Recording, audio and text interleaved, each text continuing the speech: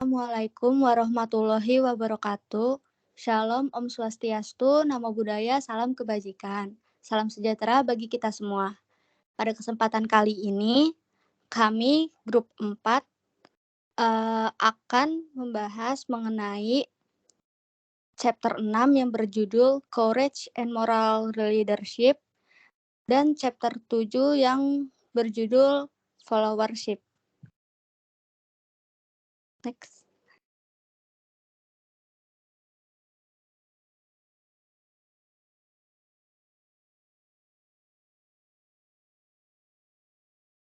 Lalu perkenalkan member-member dari grup 4, yaitu ada Ilman Zafir dengan NIM 2019-7006, dan yang kedua ada Alfia Azahra dengan NIM 2019-751.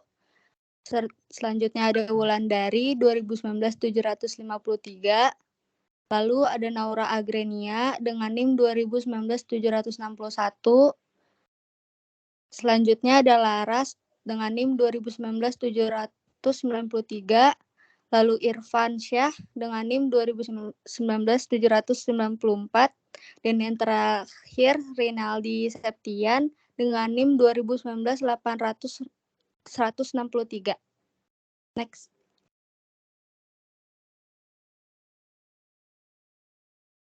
Pada hari ini kami akan membahas yang pertama itu ada moral leadership today, yang kedua ada acting like a moral leader, yang ketiga itu ada becoming a moral leader, yang keempat ada servant leadership, dan yang terakhir ada leading with courage.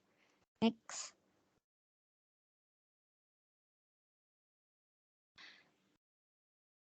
Baik, yang pertama kita akan membahas courage and moral leadership di chapter 6 ini. Next. Dan agenda pertama kita di chapter 6 itu ada moral leadership today. Tolong di next.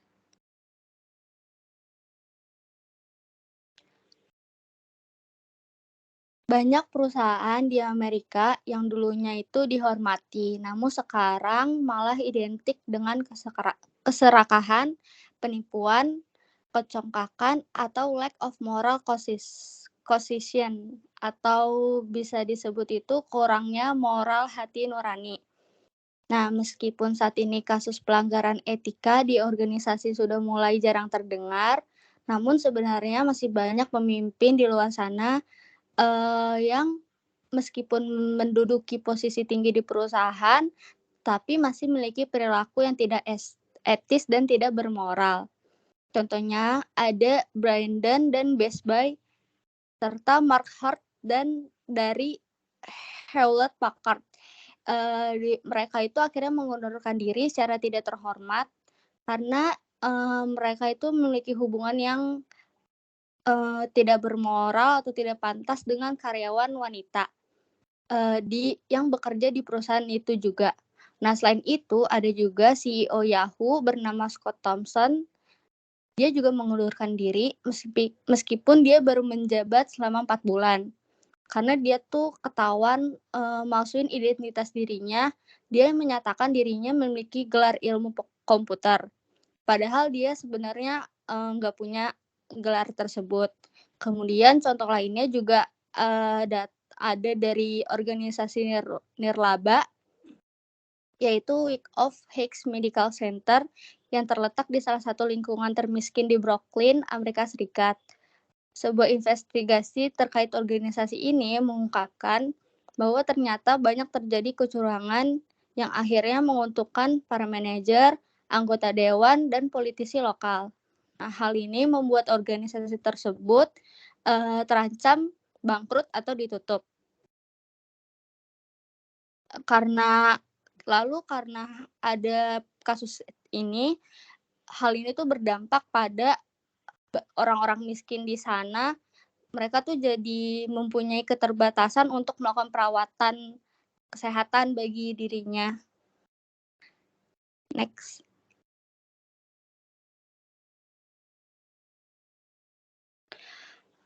Lalu selanjutnya ini ada the ethical climate in business. Nah, para pemimpin ini seringkali menghadapi banyak tekanan yang menantang diri mereka untuk tetap bersikap pada jalurnya atau benar dalam keadaan sulit sekalipun. Nah, tantangan yang paling sulit bagi para pemimpin untuk dilawan ialah kelemahan pribadi atau personal weakness dan keinginan pribadi atau biasa disebut self interest. Hal ini lebih sulit ketimbang melakukan korupsi.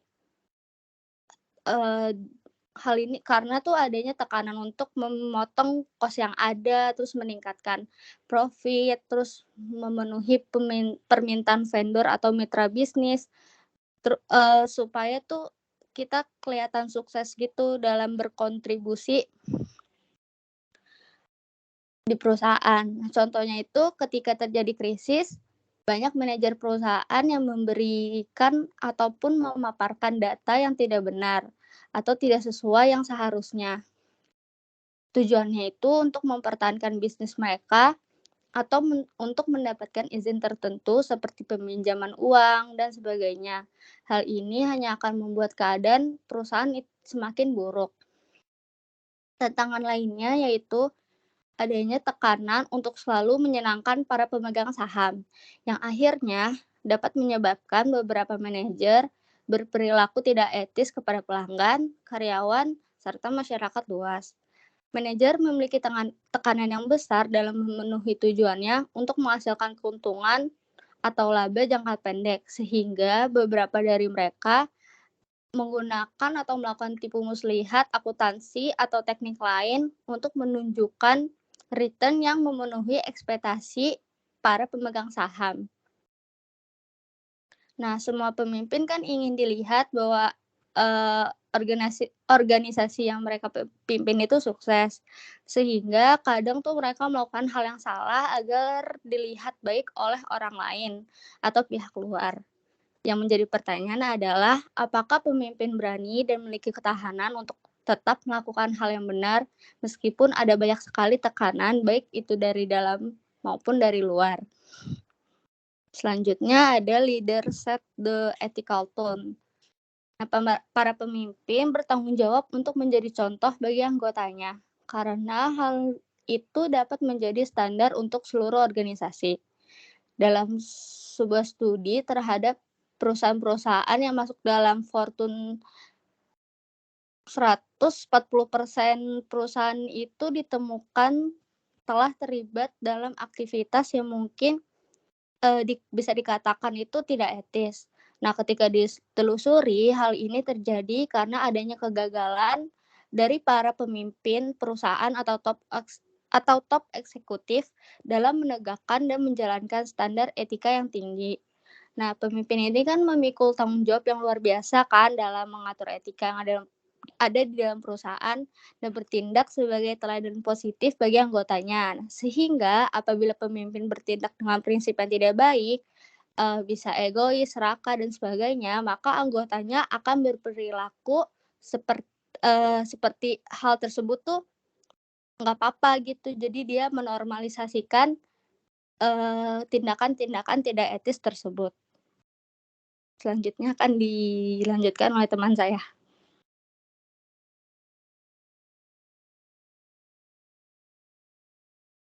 Baik, yang berikutnya yaitu Keep Tyndall Container Store. Nah, di Container Store ini CEO Keep Tyndall itu mengganti nama hari Valentine jadi hari kami mencintai karyawan kami. Nah, di sini tuh manajernya ngebawa hadiah dan coklat serta memberitahu karyawan kalau mereka tuh senang sama karyawannya. Nah, di sini tuh dianggap sebagai simbol pentingnya Container Store memperlakukan orang dan hubungan dengan cinta dan rasa hormat. Nah, di sini tuh kenapa CEO-nya melakukan hal itu, dia itu ingin membangun jenis perusahaan yang berbeda, di mana karyawan diperlakukan dengan baik dan dibayar dengan baik. Nah, terus bisnisnya juga dijalankan dengan memperhatikan nilai-nilai etika. Nah, di sini tujuannya itu biar karyawan, pelanggan, pemasok, dan masyarakat serta pemegang saham itu bisa bisa mereka itu terfokus gitu dari si, container store-nya ini. Terus juga berusaha buat ngeluarin yang terbaik buat orang-orang, sama numbuhin rasa kepercayaan dan rasa hormat. Berikutnya, saya akan menjelaskan mengenai acting like moral leader.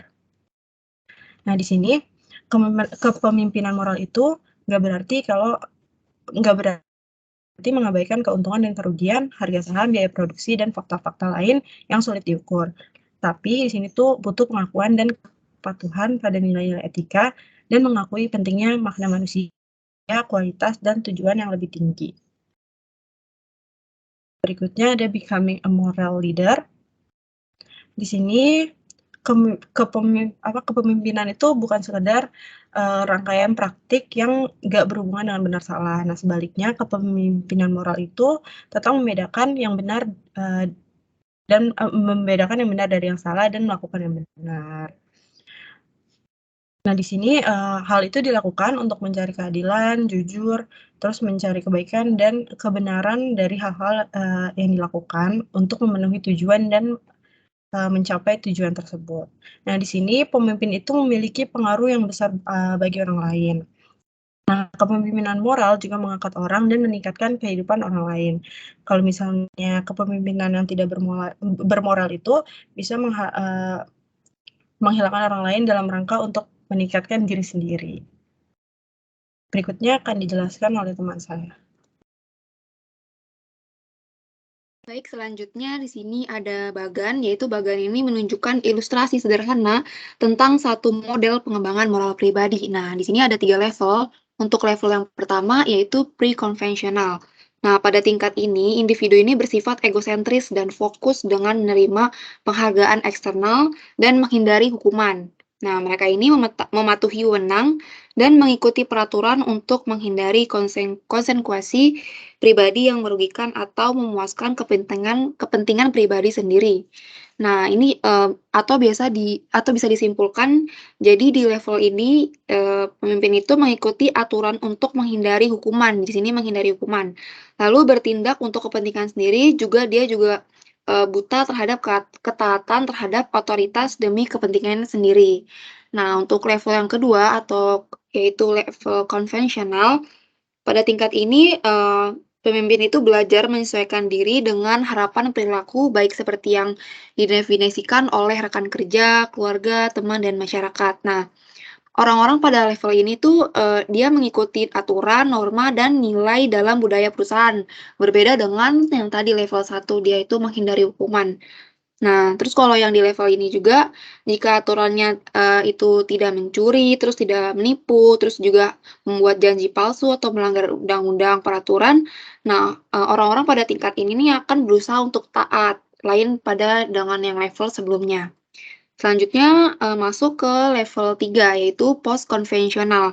Pada tingkat ini sering disebut juga tingkat berprinsip, yaitu pemimpin dipandu oleh seperangkat prinsip yang diinternalisasi yang diakui secara universal sebagai sesuatu yang adil dan benar.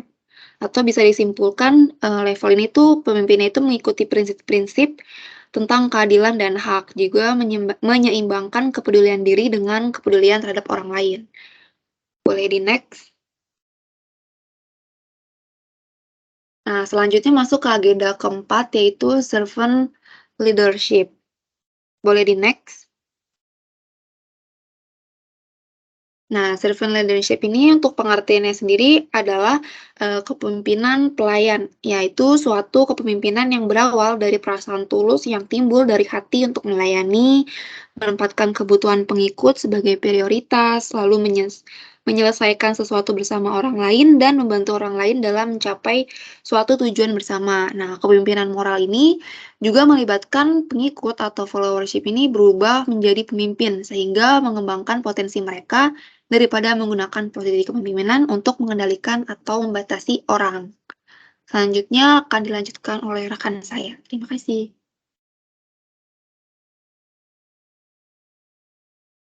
Baik, selanjutnya mengenai authoritarian management, yaitu ada 3. Yang pertama kekuasaan, lalu tujuan, dan hak istimewa. Next. Lalu selanjutnya di sini ada participative management, yang itu sejak tahun 1980-an banyak perusahaan yang telah mengadopsi banyak program partisipasi karyawan atau beralih ke desain tim. Tetapi banyak dari program ini tidak mendistribusikan kembali kekuasaan dan wewenang kepada pekerja tingkat bawah. Next. Selanjutnya di sini saya akan menjelaskan mengenai stewardship, yaitu merupakan perubahan yang sangat penting dalam pemikiran kepemimpinan. Nah, stewardship ini berarti bahwa pemimpin sebagai penjaga dan kurator dari nilai serta sumber daya organisasi, dan mereka menempatkan kepentingan jangka panjang organisasi lebih dulu. Lalu di sini ada 4 prinsip yang memberikan kerangka bagi stewardship. Yang pertama ini ada mengadopsi mindset kemitraan. Jadi kemitraan ini dapat terjadi hanya ketika kekuatan dan pengendalian berubah dari pemimpin yang formal menjadi karyawan inti. Lalu yang kedua ini ada memberikan kekuatan dan wewenang untuk mengambil keputusan dan bertindak sesuai pekerjaan dan pelanggan. Berarti bahwa mengintegrasi kembali pengelolaan dan pelaksanaan dari pekerjaan, sehingga setiap orang yang menjadi seorang pemimpin dan juga melakukan beberapa pekerjaan yang penting dari organisasi. Lalu yang ketiga ini ada memberikan penghargaan berdasarkan kontribusi dibandingkan dengan posisi formal. Jadi dengan stewardship ini, keuntungan seseorang dihubungkan dengan kesuksesan perusahaan. Lalu yang keempat ini, yang terakhir adalah mengharapkan tim kerja inti untuk membangun organisasi, yaitu kelompok-kelompok karyawan menentukan tujuan, mengelola pengendalian, menciptakan lingkungan yang terkelola, serta mengorganisir dirinya sendiri untuk menanggapi perubahan lingkungan dan pasar. Boleh next. Materi selanjutnya itu kita akan bahas mengenai leading with courage. Next.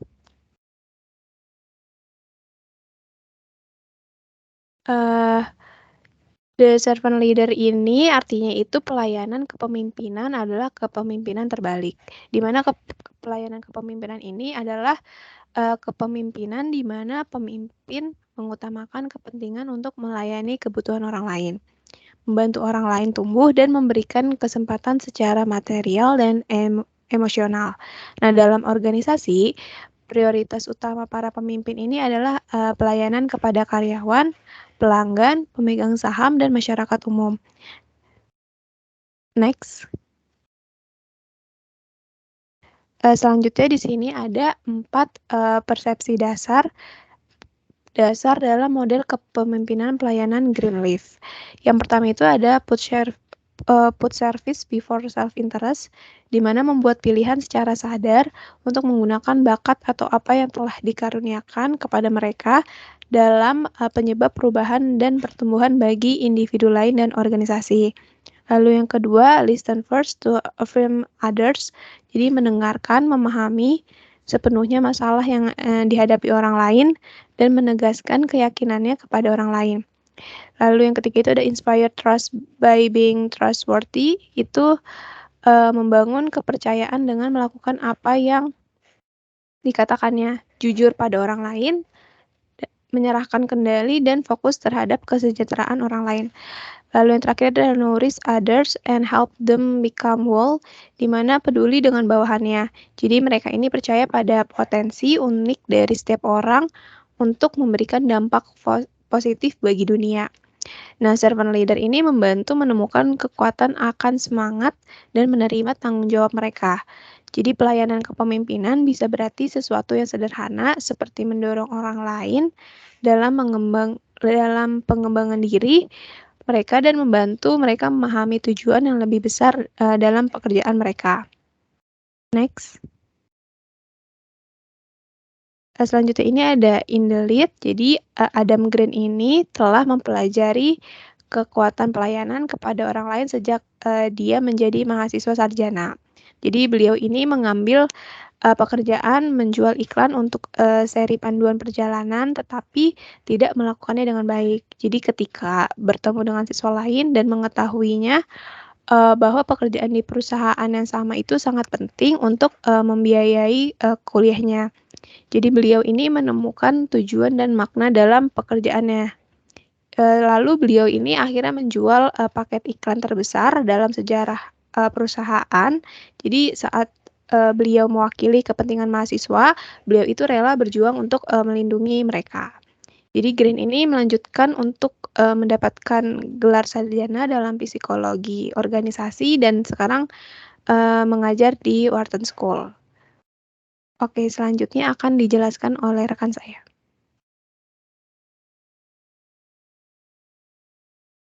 Baik, yang selanjutnya ada leading with courage. Jadi pemimpin harus melihat ke dalam diri mereka sendiri untuk menemukan kekuatan dan keberanian untuk melawan godaan atau membela prinsip moral ketika orang lain mengejeknya atau ketika pemimpin menderita, baik secara finansial dan emosional karena tindakannya. Keberanian merupakan persoalan moral dan praktis bagi pemimpin. Ciri khas keberanian adalah melangkah maju mengatasi rasa takut. Keberanian bukan berarti tidak ada keraguan atau rasa takut, melainkan kemampuan untuk bertindak terlepas dari keraguan dan rasa takut itu sendiri. Para pemimpin sejati melangkah mengatasi segala ketakutan untuk menerima tanggung jawab, mengambil risiko, melakukan perubahan, mengutarakan pikiran mereka, dan memperjuangkan apa yang mereka yakini. Next. Lalu, apa itu courage? Jadi, courage means accepting responsibility, atau keberanian berarti menerima tanggung jawab. Pemimpin membuat perbedaan yang nyata di dunia ketika mereka ingin melangkah dan mengambil tanggung jawab pribadi. Beberapa orang hanya membiarkan kehidupan terjadi pada mereka. Pemimpin membuat banyak hal terjadi. Pemimpin yang berani menciptakan peluang untuk membuat sebuah perbedaan dalam organisasi dan komunitasnya. Lalu selanjutnya ada courage often means non-conformity, atau keberanian kadang berarti ketidaksesuaian. Leadership courage berarti melawan suatu ukuran, menghilangkan tradisi, mengurangi batasan, dan memulai perubahan. Pemimpin berkeinginan mengambil risiko untuk hal yang lebih besar, tujuan etika, dan mereka meyakinkan yang lain untuk melakukan hal yang serupa. Next. Selanjutnya ada courage means pushing beyond the comfort zone, atau keberanian berarti mendorong melewati zona nyaman. Untuk mengambil kesempatan dan meningkatkan suatu hal, berarti pemimpin harus mendorong melewati zona nyamannya. Ketika orang-orang pergi melewati zona nyamannya, mereka menghadapi dinding ketakutan dalam dirinya. Lalu yang selanjutnya ada courage means asking for what you want and saying what you think. Atau keberanian berarti meminta apa yang diinginkan dan mengatakan apa yang dipikirkan. Jadi pemimpin harus berbicara untuk memengaruhi orang lain. Bagaimanapun keinginan untuk menyenangkan orang lain, khususnya para bos, terkadang dapat menghalangi kebenaran. Setiap orang menginginkan persetujuan sehingga sulit untuk mengatakan hal-hal yang mungkin tidak disetujui oleh orang lain. Selanjutnya ada how does courage apply to moral leadership? Ada banyak orang yang bekerja dalam organisasi yang memiliki keberanian untuk melakukan hal-hal di luar kebiasaan, melangkah dan mengambil tanggung jawab, serta melakukan apa yang mereka yakini benar. Lalu ada acting like a moral leadership requires personal courage. Jadi bertindak seperti yang bermoral membutuhkan keberanian personal. Boleh di next.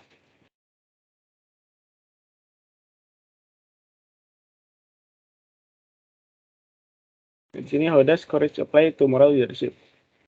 Moral leadership requires personal courage. Jadi kepemimpinan moral berarti membangun hubungan, mendengarkan untuk yang membutuhkan, serta memiliki pengalaman pribadi yang signifikan dengan orang lain. Lalu ada opposing unethical conduct requires courage. Whistleblowing berarti karyawan mengungkapkan praktek-praktek ilegal jahat ataupun tidak etis dalam organisasi. Next.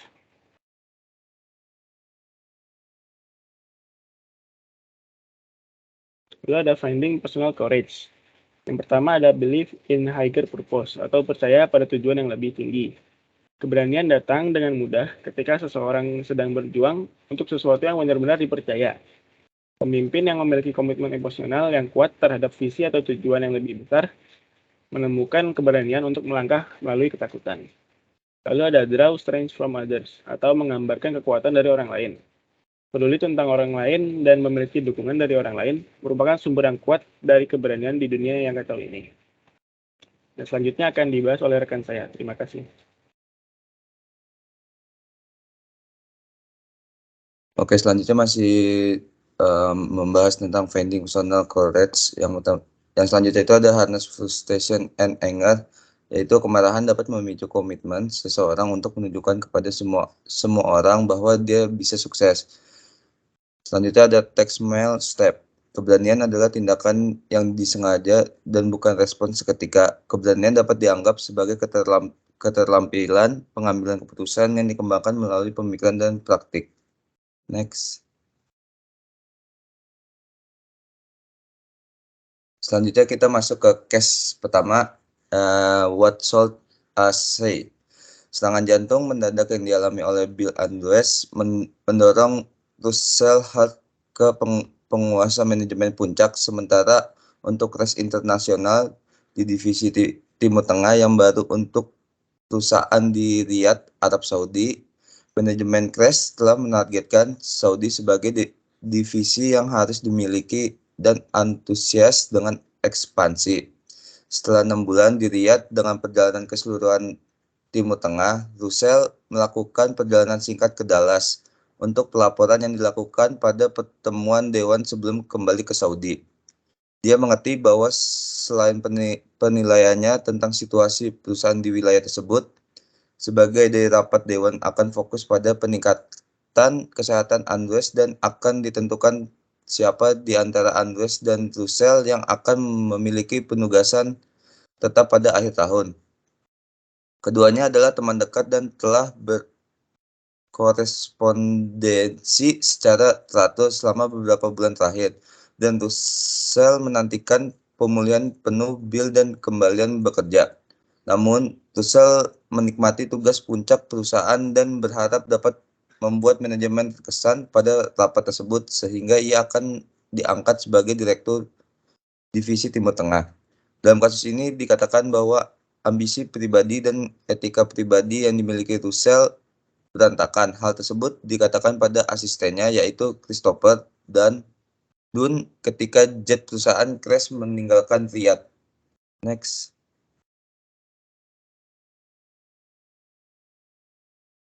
Selanjutnya ada pertanyaan dari studi kasus yang tadi. Menurut Anda apa yang harus dicantumkan Russell Hart dalam laporannya tentang Joseph Said? Mengapa? Apa yang akan dilakukan di posisinya? Menurut kelompok kami, dalam hal ini Russell harus jujur tentang apa yang dia ketahui mengenai perkataan Joseph yang menunjukkan karakteristik yang tidak boleh ditoleransi dalam sebuah organisasi. Ia dikatakan telah memperlakukan dan tidak menghormati karyawan yang bekerja untuknya. Russell mungkin memiliki pandangan yang berlawanan dari anggota dewan, tetapi jika dia memberikan mereka cukup bukti, dia dapat menang dan meyakinkan anggota dewan yang dikatakan sebagai manajer salah satu untuk pekerjaan itu. Pandangan Said sebagai manajer berbeda dengan pandangan organisasi. Namun, Russell perlu melakukan perbuatan etis meskipun itu berarti akan kehilangan pekerjaannya. Russell harus memiliki keberanian dan membela prinsip-prinsip ketika demi perusahaan. Meskipun Russell mungkin tampak bagi sebagian orang sebagai pelapor, ia memiliki kewajiban kepada organisasinya untuk membela apa yang benar. Jika Russell tidak melakukan hal yang etis dan dewan mengetahuinya, nanti itu bisa membuat para anggota tidak mau mempercayai Russell. Jika menjadi Russell, saya akan menyampaikan laporan yang baik dan bekerja secara efektif untuk mengamankan posisi saya dan mendapatkan kepercayaan dari atasan saya melalui kejujuran saya. Next.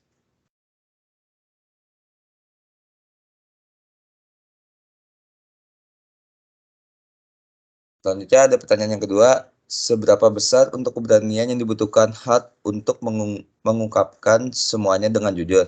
Bagaimana Anda menasihati Hart untuk mendapatkan keberanian itu? Untuk dapat memastikan bahwa setiap sisi laporan seimbang dengan toleransi budaya dan praktik organisasi yang etis, dan bagaimana mengungkapkan semuanya merupakan tentang yang signifikan dalam hal ini. Jumlah dan jenis keberanian yang dibutuhkan melampaui kepentingan pribadi dalam situasi ini. Hart memiliki beberapa kekhawatiran dan berpikir dia membahayakan posisi barunya di perusahaan jika dia mengatakan yang sebenarnya.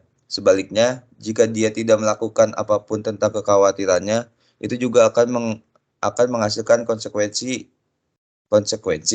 Sejujurnya, kami pikir Russell Hart harus menanggapi situasi secara positif dalam laporannya.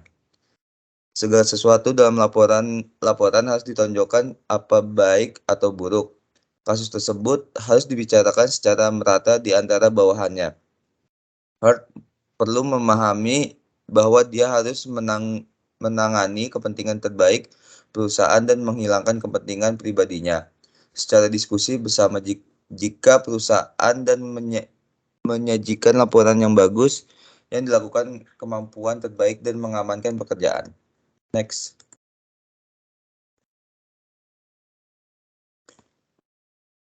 Selanjutnya pertanyaan terakhir, yaitu pada tahap skala perkembangan moral Goldberg, mana Anda akan menempatkan Joseph Russell Hart dan Bill Andrews? Mengapa? Menurut kelompok kami, jadi di sini ada 3. Yang pertama itu ada post konvensional, yang kedua itu ada pre-konvensional, dan yang ketiga itu ada konvensional. Yang pertama itu post konvensional karena ia memiliki prinsip yang diinternalisasi yang dianggap adil dan benar. Selain itu, termasuk orang yang tidak mematuhi aturan atau undang-undang. Yang kedua itu, Russell Hart memiliki skala perkembangan moral pada level 1, yaitu pre-konvensional karena ia tergolong orang yang menghindari hukuman. Russell sangat mematuhi aturan yang berlaku untuk menghindari kerugian pribadi.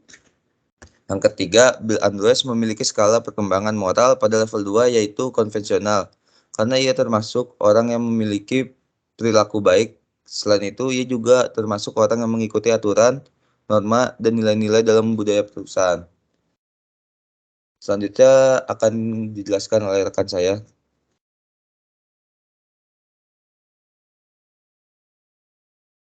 Oke, selanjutnya case kedua yaitu The Boy, The Girl, The Ferryboat Captain, and The Hermits. Ada sebuah pulau dan di pulau ini hiduplah seorang gadis. Tidak jauh dari sana ada pulau lain. Dan di pulau ini hiduplah seorang anak laki-laki.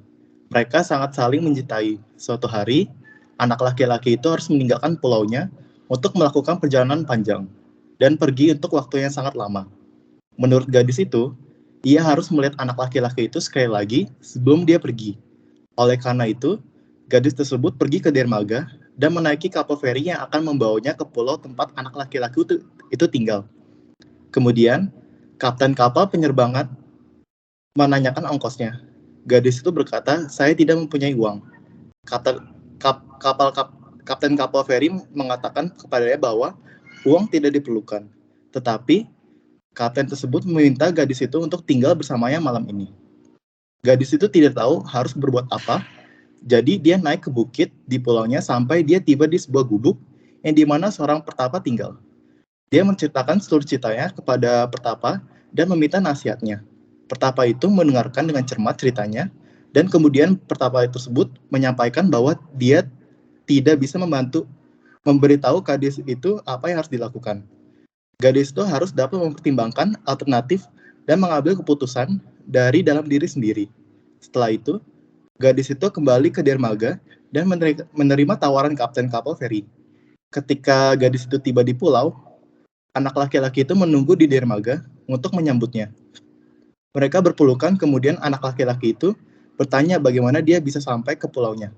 Karena dia tahu gadis itu tidak mempunyai uang. Gadis itu menjelaskan tawaran kapten kapal feri dan apa yang dilakukannya. Anak laki-laki itu mendorongnya menjauh dirinya dan berkata, "Kita sudah selesai. Pergi dariku, saya tidak pernah ingin melihat Anda lagi. Dan dia meninggalkannya. Boleh next. Gadis itu sedih dan bingung. Dia naik ke bukit pulau anak laki-laki itu ke sebuah gubuk tempat pertapa kedua tinggal.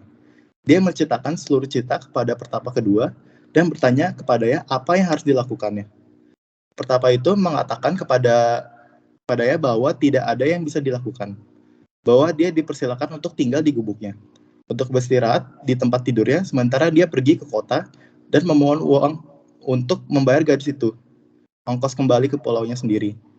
Ketika pertapa kedua kembali dengan uang untuknya, gadis itu bertanya kepadanya bagaimana dia mengembalikan uang tersebut.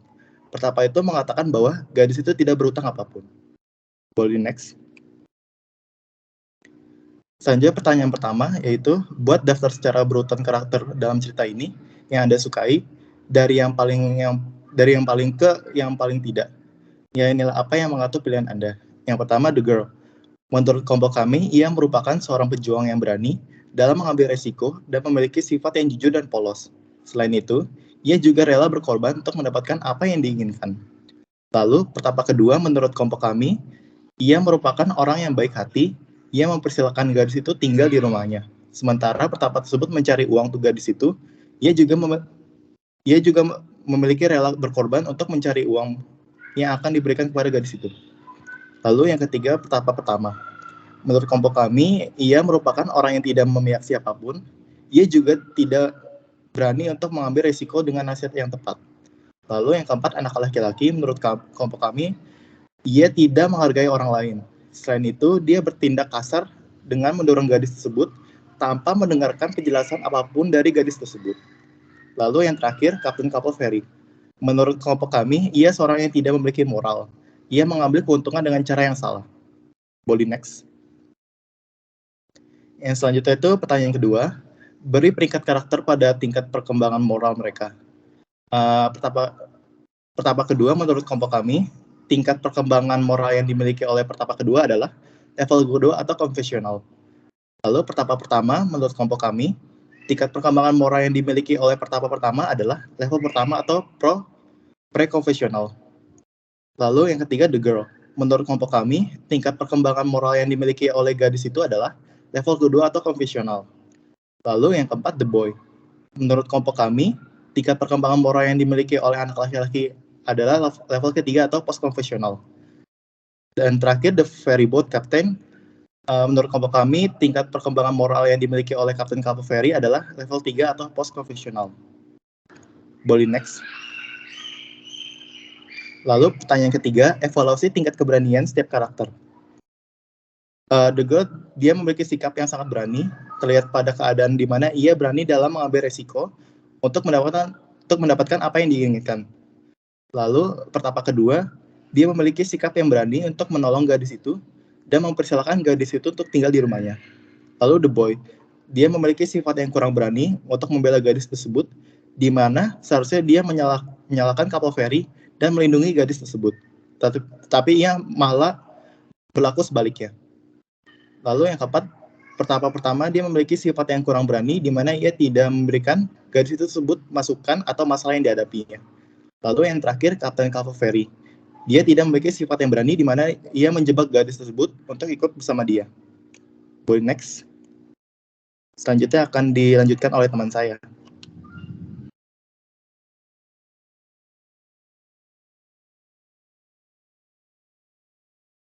Baik, selanjutnya kami akan membahas chapter 7 yang berjudul followership. Next. Nah, di chapter 7 ini kami ada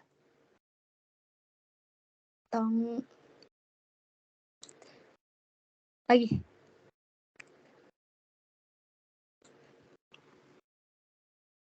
Satu lagi.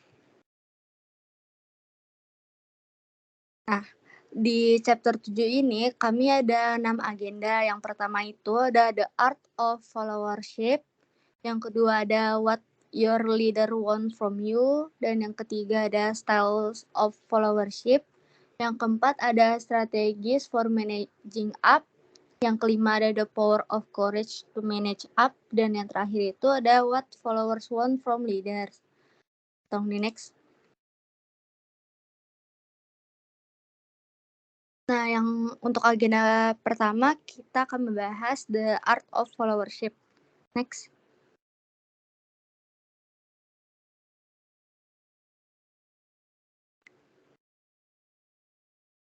Next.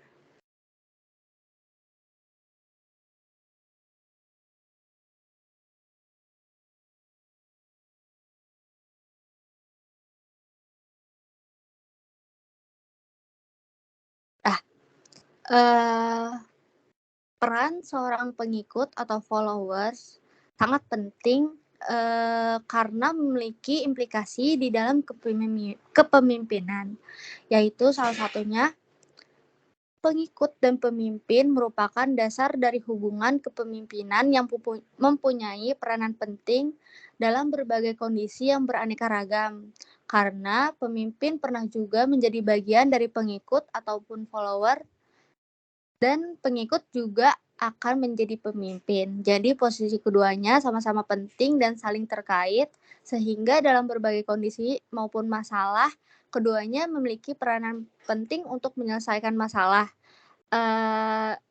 Dalam arti mereka berdua itu dibutuhkan untuk kerjasama dari kedua belah pihak.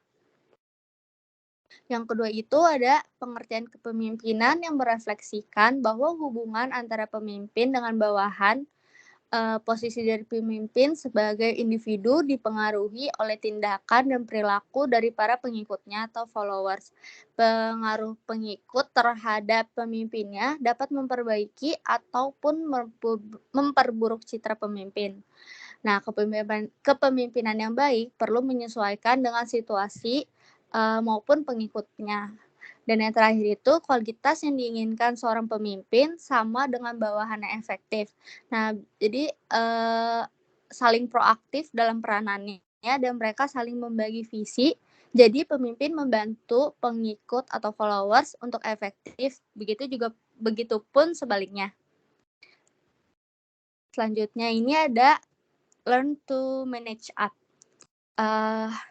Managing up itu berarti secara sadar dan sengaja mengembangkan hubungan yang bermakna, hubungan dengan tugas, saling menghormati dengan atasan, menawarkan wawasan, informasi, panduan, dan inisiatif, dan juga menantang atasan bila perlu untuk memungkinkan semua anggota melakukan pekerjaan yang terbaik di suatu organisasi atau untuk organisasi. Nah, orang secara efektif mengelola hierarki atas dan bawah akan lebih sukses. Kita tuh tidak bisa menjadi pemimpin yang benar-benar baik kecuali kita membuat peraturan atau membuat atasan dengan terampil.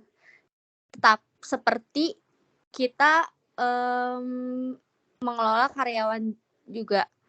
Lalu belajar mengelola hierarki naik dan turun. Nah, mengelola ini berarti secara sadar dan sengaja mengembangkan tugas yang bermakna, hubungan yang saling terkait dan saling menghormati dengan atasan langsung.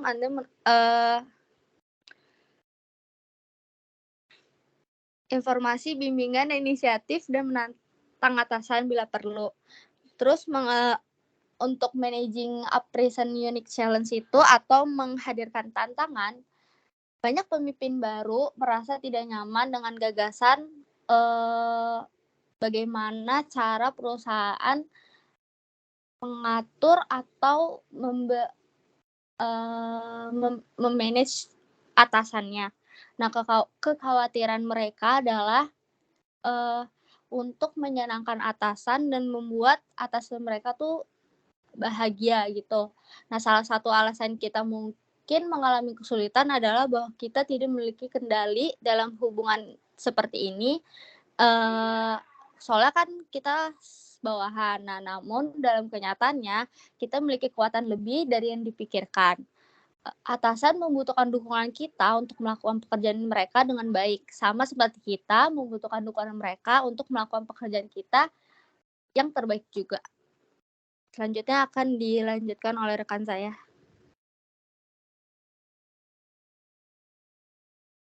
Baik, selanjutnya masuk ke agenda yang kedua di chapter 7 ini, yaitu what your leader wants from you. Boleh di next?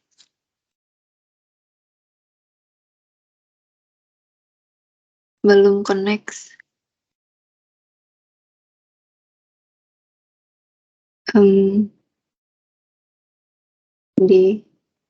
Dia now belum connect. Nah, udah.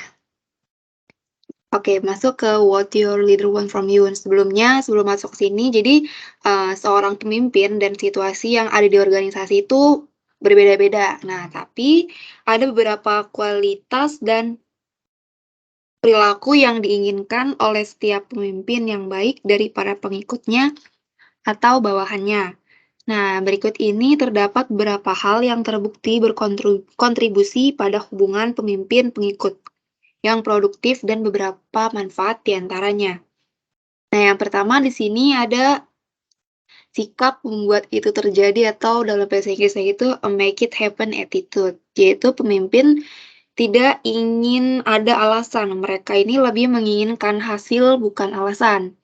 Nah, pekerjaan dari seorang pemimpin itu menjadi lebih lancar ketika si pemimpin ini memiliki pengikut atau bawahan yang positif karena mereka tahu bahwa para bawahannya ini memiliki motivasi diri yang dapat menyelesaikan sesuatu serta mampu menerima tanggung jawab yang diberikan, serta unggul dalam tugas-tugas yang diperlukan. Nah, ini pemimpin ini nih menghargai orang-orang yang mengusulkan ide, menunjukkan inisiatif, dan bertanggung jawab ketika mereka melihat sesuatu yang perlu dilakukan atau adanya masalah yang perlu dipecahkan. Yang kedua, di sini ada kesediaan untuk berkolaborasi atau a willingness to collaborate, yaitu para pemimpin ini harus mempunyai rasa bertanggung jawab atas lebih dalam hal organisasi daripada kekhawatiran, perasaan, dan kinerja pengikut individu dimanapun. Nah, setiap pengikut atau bawahan di dalam perusahaan adalah bagian dari sistem pemimpin yang lebih besar dan harus menyadari bahwa tindakan yang dilakukannya ini bisa mempengaruhi keseluruhan. Nah, yang ketiga di sini ada motivasi untuk tetap up to date atau the motivation to stay up to date. Di sini atasan atau pemimpin ini ingin pengikut atau bawahannya itu mengetahui apa yang sedang terjadi di industri atau di bidang usaha organisasi tersebut. Nah, selain itu mereka juga ingin orang-orang itu bisa memahami pelanggan mereka, juga harus memahami persaingan mereka dan bagaimana dari segi perubahan teknologi atau peristiwa dunia yang dapat mempengaruhi organisasi tersebut.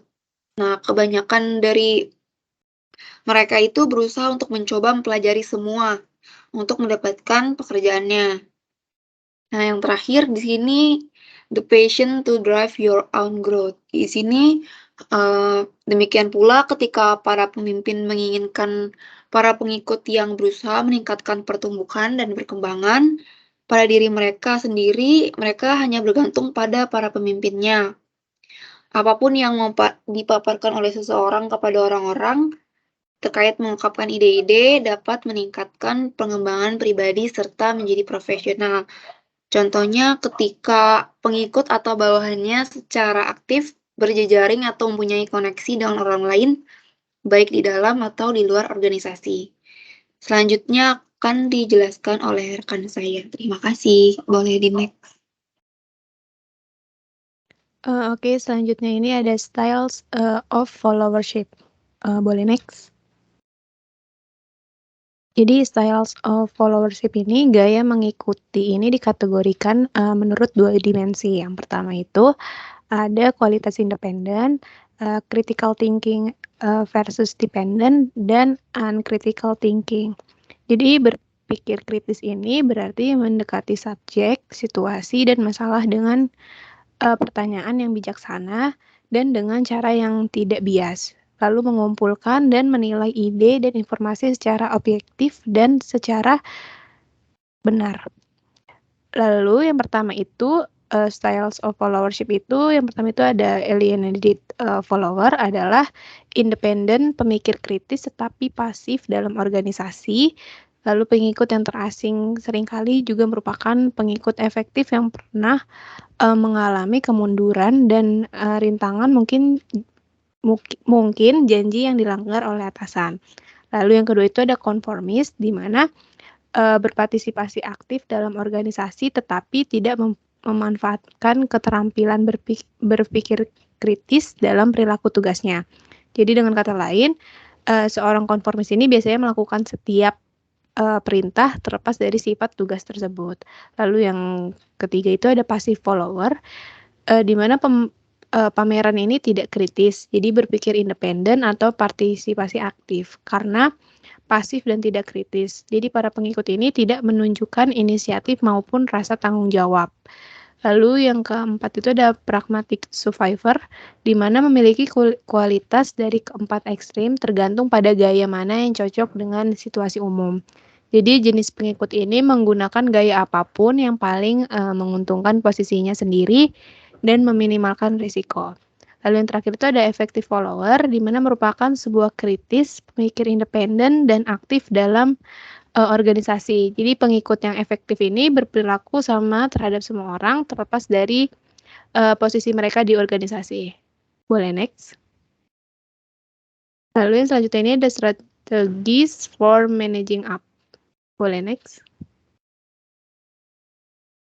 Jadi di sini ada pengakuan yang semakin besar bahwa bagaimana pengikut mengelola pemimpin mereka, sama pentingnya dengan bagaimana pemimpin mereka mengaturnya. Nah, dua aspek pengelolaan ini adalah memahami pemimpin dan menggunakan taktik khusus untuk meningkatkan hubungan pemimpin dan pengikut. Jadi memahami pemimpin itu berarti pengikut yang efektif mempelajari gaya kerja yang disukai pemimpin mereka. Tidak ada dua individu bekerja sama atau berperilaku sama dalam situasi yang sama. Selanjutnya akan dijelaskan oleh rekan saya. Berikutnya ada taktik mengembangkan hubungan atau taktik for managing up. Nah, di sini itu banyak follower yang sering ngeluh tentang kekurangan leadernya, kayak kegagalan untuk mendengarkan, mendorong, atau mengenali apa yang diinginkan si followers ini. Nah, makanya ada taktik ini. Yang pertama itu be a research for the leader, atau kita harus menjadi sumber daya yang baik bagi pemimpin. Kayak kita harus tahu juga kebutuhan pemimpin tuh apa, terus kita kayak ngedeketin diri ke pemimpin, terus juga harus bisa nyelarasin antara diri kita sama tujuan misi sama visi dari si timnya itu. Terus yang kedua ada help the leader be a good leader. Jadi pemimpin itu pastinya nggak mungkin akan baik kalau misalnya pengikutnya nggak baik. Jadi kita sebagai follower harus bisa ngebantu si leader untuk menjadi pemimpin yang baik. Nah, seperti kita boleh minta nasihat ke dia, terus juga ngasih tahu tentang apa aja sih yang kita pengenin atau kita pikirin. Terus juga kita harus bisa menghargain orang tersebut sebagai leader. Jadi kita ngucapin terima kasih atau ngasih-ngasih hal kecil yang bisa bikin dia merasa dihargai. Terus yang kedua, build a relationship with the leader atau membangun hubungan yang baik dengan pemimpinnya. Nah, di sini kayak kita harus jelas tanyain tanyain tentang pemimpin di level atau posisi Anda. Terus juga ngasih feedback atau kritik kayak pengalaman apa yang bisa bikin si leader itu berpendapat seperti itu. Terus yang ketiga juga kita minta leader kita untuk menceritakan mengenai tim kita tuh terbentuk dari kayak gimana atau sebagainya. Terus yang terakhir ada view the leader realistically. Jadi kita juga harus melihat pemimpin secara realistis. Jadi jangan sampai di dalam sebuah tim itu menyembunyikan hal, terus jangan menjelek-jelekan pemimpin ke depan orang lain, dan terus kita juga harus sejalan sama pemimpin. Berikutnya Nah, itu agenda kelima, the power and courage to manage up. Nah, di sini ada source of power of managing up. Yang pertama ada personal research. Di sini itu personal source itu merupakan sumber pribadi dari pengaruh ke atas yang merupakan pengetahuan dari follower. Nah, keunggulan dan keterampilan yang berharga juga bagi organisasi. Terus di sini ilmu itu benar-benar bermanfaat buat pemimpin dari followernya. Contohnya itu kayak pengetahuan, keterampilan, keahlian, upaya, dan juga bujukan. Nah, yang kedua ada position source. Nah, di sini followers itu juga nyediain sumber kekuasaan. Misalnya, pekerjaan tertentu dapat membuat pengikut lebih menonjol dengan memiliki informasi penting, di mana hal tersebut diperlukan oleh orang lain yang membutuhkan informasi tersebut. Kayak misalnya, posisi yang terlihat, arus informasi, lokasi sentral, dan jaringan hubungan. Nah, berikutnya akan dijelaskan oleh teman saya.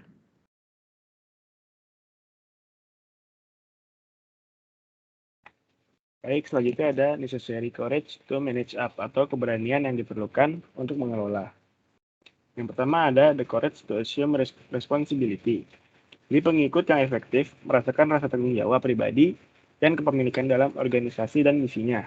Dengan demikian, pengikut memikul tanggung jawab atas perilakunya sendiri dan dampaknya terhadap organisasi. Pengikut yang efektif tidak beranggapan bahwa seseorang pemimpin atau organisasi akan memberi mereka keamanan, izin untuk bertindak, atau perkembangan pribadi. Sebaliknya, mereka memulai peluang di mana mereka dapat mencapai kepuasan pribadi, menggunakan potensi mereka, dan menyediakan organisasi dengan kemampuan mereka sepenuhnya. Selanjutnya ada the courage to challenge, yaitu pengikut yang efektif tidak mengorbankan integritas pribadi atau kebaikan organisasi untuk menjaga keharmonisan. Jika tindakan dan keputusan seorang pemimpin bertentangan dengan kepentingan terbaik organisasi, pengikut yang efektif akan mengambil sikap kepatuhan yang dianggap sebagai kebajikan tinggi dalam organisasi. Lalu selanjutnya ada the courage to participate in transformation. Pengikut yang efektif memandang perjuangan perubahan dan transformasi perusahaan sebagai pengalaman bersama yang dimiliki oleh semua anggota organisasi. Ketika sebuah organisasi mengalami transformasi yang sulit, pengikut yang efektif akan mendukung pemimpin dan organisasi. Lalu ada the courage to serve, yaitu pengikut yang efektif memahami kebutuhan organisasi dan secara aktif berusaha untuk melayani kebutuhan tersebut. Seperti halnya para pemimpin dapat melayani orang lain. Lalu yang terakhir ada the courage to live. Jadi terkadang perusahaan organisasi atau pribadi menciptakan situasi di mana pengikut harus menarik diri dari hubungan pemimpin mereka. Orang mungkin tahu bahwa mereka membutuhkan tantangan baru. Misalnya, meskipun sulit untuk meninggalkan pekerjaan yang dimiliki, memiliki banyak teman dan kolega yang berharga. Jika pengikut dihadapkan pada pemimpin dan organisasi yang tidak mau melakukan perubahan yang diperlukan, sekarang saatnya untuk mengambil dukungan mereka di tempat yang lain. Jadi next. Yang selanjutnya agenda ke-6 yaitu what followership wants from leaders. Jadi di sebagian besar bab ini telah membahas mengenai permintaan mengikut dan bagaimana pengikut dapat menjadi lebih efektif dan kuat dalam organisasi. Next. Nah, di sini yang pertama ada clarity of direction, yaitu tugas pemimpin untuk mengkomunikasikan dengan jelas kemana tujuan kelompok atau organisasi. Menciptakan visi yang menginspirasi hanyalah satu aspek dalam menetapkan arah. Pengikut juga membutuhkan tujuan dan sasaran yang spesifik dan tidak ambigu baik pada tingkat individu maupun tim. Lalu ada opportunities for growth, yaitu pemimpin dapat bertindak sebagai pelatih untuk membangun pengikut, meningkatkan keterampilan mereka dan meningkatkan pengembangan karir mereka. Leadership coaching adalah metode mengarahkan dan memfasilitasi pengikut dengan tujuan meningkatkan keterampilan khusus atau mencapai tujuan pengembangan tertentu. Lalu ada immediate feedback. Jadi feedback adalah salah satu elemen terpenting yang berkontribusi pada pertumbuhan dan perkembangan pengikut. Tapi banyak pemimpin tidak tahu bagaimana memberikan feedback yang baik. Pemimpin yang efektif melihat feedback sebagai jalan menuju perbaikan dan pengembangan, bukan sebagai sesuatu yang ditakuti atau ditakuti. Lalu ada protection from organizational intrusion. Nah, jadi pengikut yang baik ingin melakukan pekerjaan mereka dengan kemampuan terbaik mereka. Mereka tidak ingin terus-menerus diganggu oleh manajer yang menawarkan pertanyaan atau saran. Dan mereka tidak ingin harus melawan politik organisasi, ketidakpastian pemimpin, atau prosedur yang tidak berguna. Selanjutnya akan dibahas oleh rekan saya. Ya, selanjutnya masuk ke leadership essentials. Di sini ada 4 poin dari leadership essentials. Yang pertama itu ada important role, yang peran penting pengikut dalam organisasi semakin diakui pemimpin dan pengikut saling bergantung. Yang kedua itu ada leader want from you. Pemimpin menginginkan pengikut yang positif dan memiliki motivasi diri.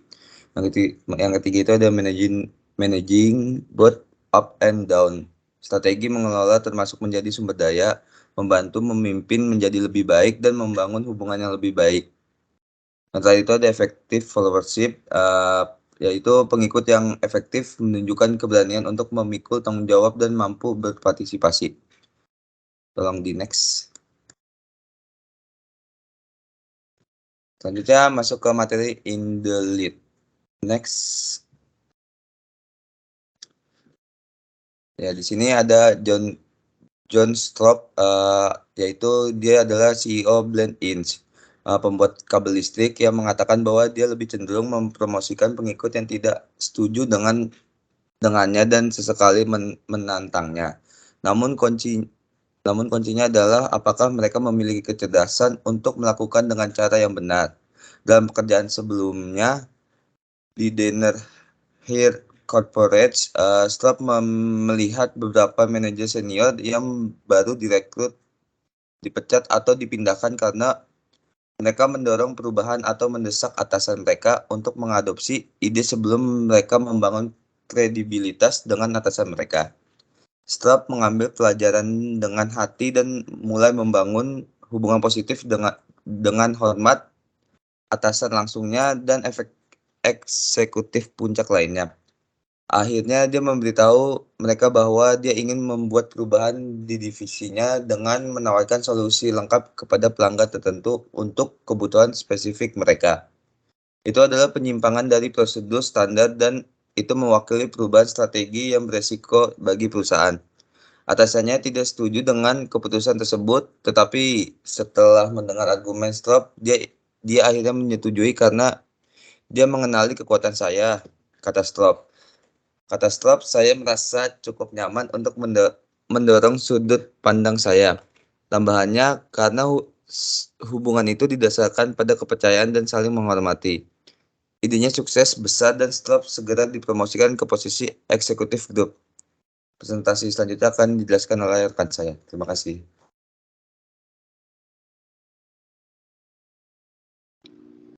Boleh next. Selanjutnya itu in the lead yang kedua, Laurie Stein Clorox. Seorang ahli memperkirakan bahwa manajer memiliki peluang 30% hingga 40% untuk dipecat.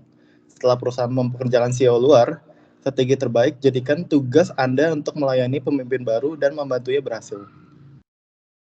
Itulah yang dilakukan oleh Laurie Stein, penasihat umum Clorox. Bahkan sebelum Donald Knaus mengambil pekerjaan CEO, Stein melakukan penelitian ekstensif kepadanya untuk membantunya mengetahui cara bekerja dengannya secara paling efektif. Dia belajar misalnya bahwa Knaus lebih memiliki satu halaman memo daripada rim data dan interaksi informal daripada pertemuan formal. Selain itu, dia mulai mencari cara terbaik untuk melayani Knaus dan organisasi saat memulai jalur baru. Bahkan jika dia tidak setuju dengan perubahan strategis apapun yang ingin dia buat, Stein percaya bahwa itu adalah tugasnya untuk mendukung mereka. Karena Stein sebelumnya bekerja di Cina. Dia secara sukarela memberikan nasihat kepada rekan-rekannya tentang pembenahan strategi perusahaan di negara itu. Knaus menghargai pendekatan proaktif dan berorientasi layanan Stein. Dia akan membantu siapa yang meminta bantuannya. Dalam beberapa bulan setelah mengambil pekerjaan CEO, Knaus telah memperluas tugas dan kekuasaan Stein. Boleh next. Selanjutnya cash flow analysis. Juan Carlos de la Vega dipekerjakan sebagai COO untuk perusahaan Alphon Biometrics.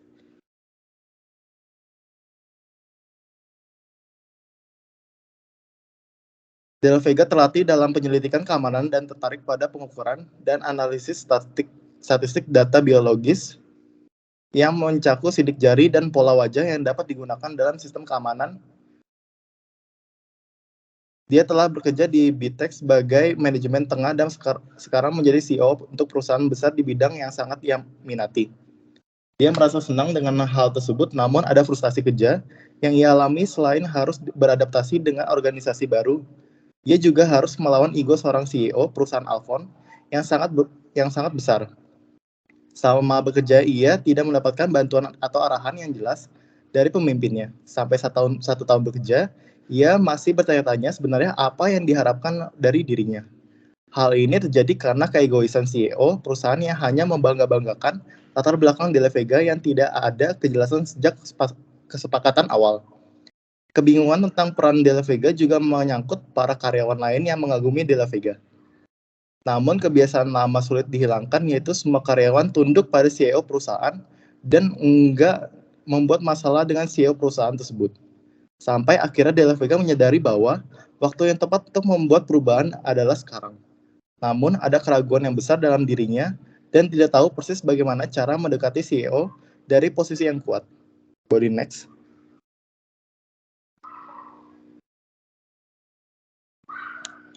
Di sini pertanyaannya. Yang pertama, jika Anda De La Vega, apa yang akan Anda lakukan saat ini? Apakah menurut Anda De La Vega telah menunggu terlalu lama untuk membuat perubahan substansial dalam hubungan dengan Bussard? Menurut kelompok kami, De La Vega harus meningkatkan efisiensi dan melakukan perubahan perusahaan agar karyawan lain itu bisa bekerja sama dengan De La Vega. Lalu pertanyaan yang kedua, bagaimana Anda mencirikan gaya De La Vega sebagai pengikut? Taktik apa yang dapat membantu meningkatkan hubungan dengan Bussard?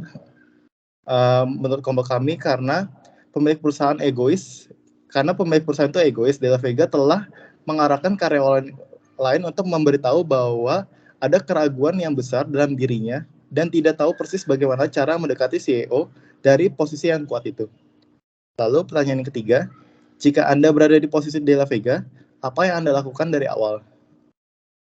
Menurut kelompok kami, hal yang harus dilakukan De La Vega adalah mencari tahu tentang isi perusahaan tersebut terlebih dahulu, dikarenakan jika kita tahu isi perusahaan, maka kita sudah lebih unggul tahu apa isi perusahaan itu, apa yang salah dan apa yang benar. Next. Oke, sekian presentasi dari kelompok kita. Kurang lebihnya mohon maaf. Wassalamualaikum warahmatullahi wabarakatuh.